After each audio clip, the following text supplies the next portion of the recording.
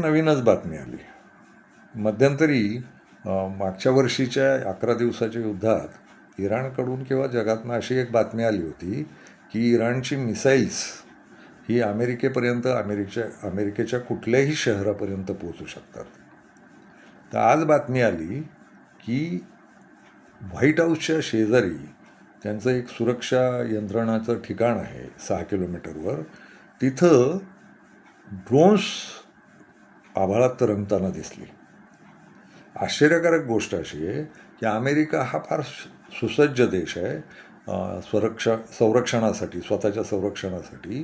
पण अशा देशातसुद्धा कुठून तरी ड्रोन शिरले आणि ते तिथलं जे सुरक्षा यंत्रणेचं कार्यालय आहे, जिथं त्यांचा परराष्ट्रमंत्री आणि संरक्षण मंत्री बसतो, अशा ठिकाणी आभाळात ड्रोन्स दिसले.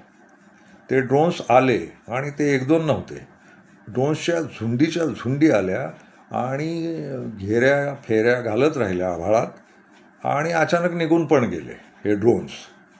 गंमत अशी आहे की हे ड्रोन्स सोडले कोणी, तर काही लोकांचं म्हणणं आहे की हे इराणनं सोडले. इराणनं स्वतःची ताकद दाखवून दिली.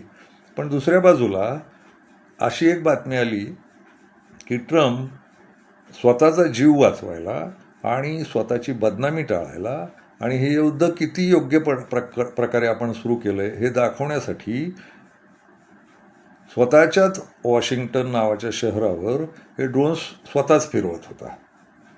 आता यातली बातमी कुठली खरी खोटी हे काही कळत नाही. पण जर हे इराणी ड्रोन्स असतील तर मग इराणनं एवढी सँक्शन्स, एवढ्या बंद्या असताना गेल्या 30 वर्षात किती वैज्ञानिक प्रगती केली आहे आणि किती लांबलचक पल्ला मारला आहे. खूप सारी बंधनं, खूप सारे अडथळे, खूप साऱ्या अडचणी, सहकार्य नाही कोणाचं.